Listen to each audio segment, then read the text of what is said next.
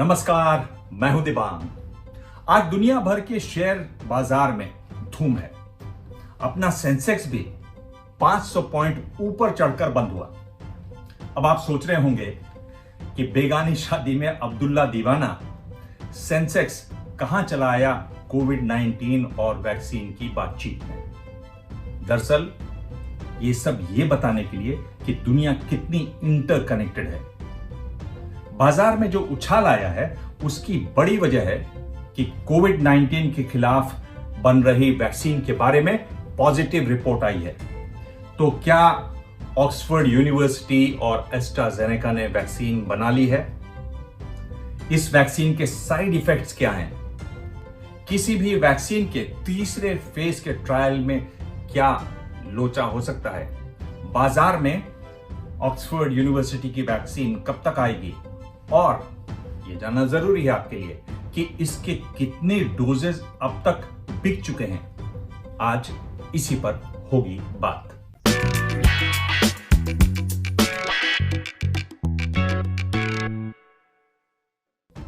Medical की दुनिया में जब भी कोई रिसर्च होती है तो वो जर्नल्स में छपती है। ऐसा ही रेप्यूटेड जर्नल है इंग्लैंड का द लैंसेट। द लैंसेट में खबर छपी एस्ट्राजेनेका और ऑक्सफोर्ड यूनिवर्सिटी की वैक्सीन के बारे में। बताया गया कि वैक्सीन सुरक्षित है और ज्यादा महत्वपूर्ण असरदार है।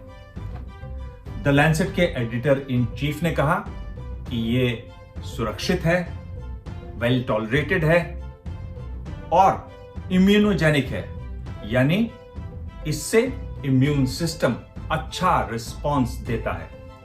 वैक्सीन के साइड इफेक्ट्स कोई बहुत ज्यादा नहीं, सरदर्द, हल्का बुखार और ठंड लगना।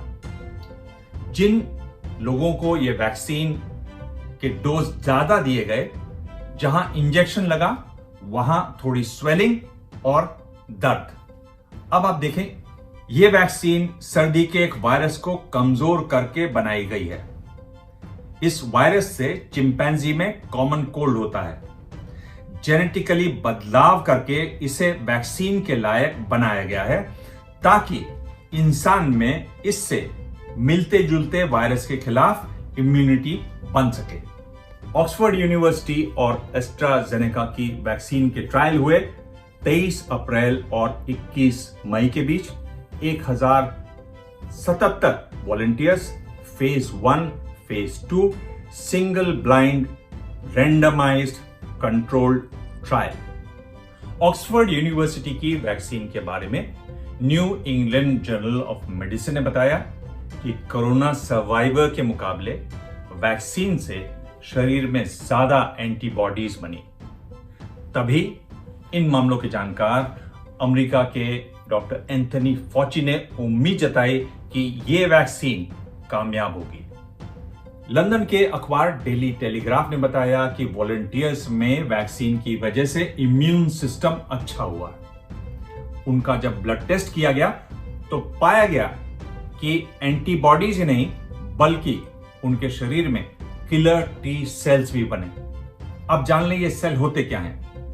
कोरोना की वजह से अगर शरीर में कोई सेल इन्फेक्ट हो जाए तो किलर टी सेल उन्हें मार देते हैं।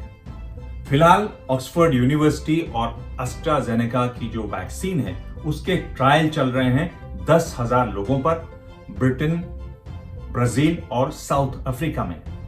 अगले हफ्ते अमेरिका में 30,000 लोगों पर इसका ट्रायल शुरू हो जाएगा।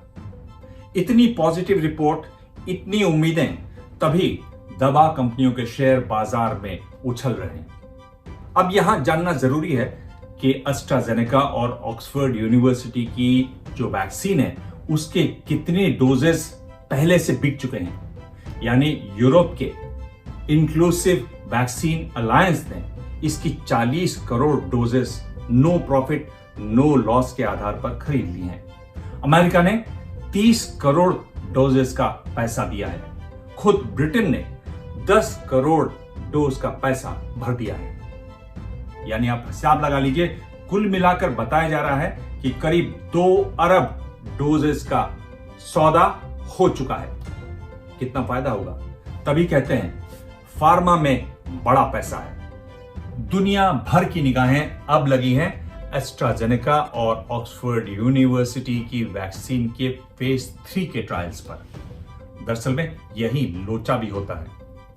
जानकार बताते हैं कि 1 लाख लोगों में से अगर 1 से भी ज्यादा वॉलंटियर में कोई सीवियर साइड इफेक्ट पाया गया तो वैक्सीन को अप्रूवल नहीं मिलता। यही वो स्टेज है जहां 90 से 95% वैक्सीन लुढ़क जाती हैं, रह जाती हैं, अटक जाती हैं।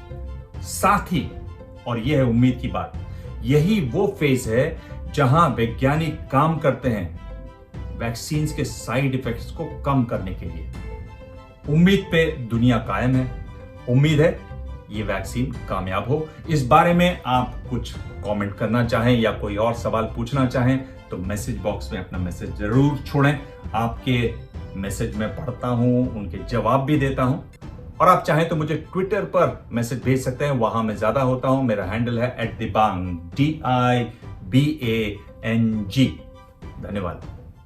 ABP न्यूज आपको रखे आगे।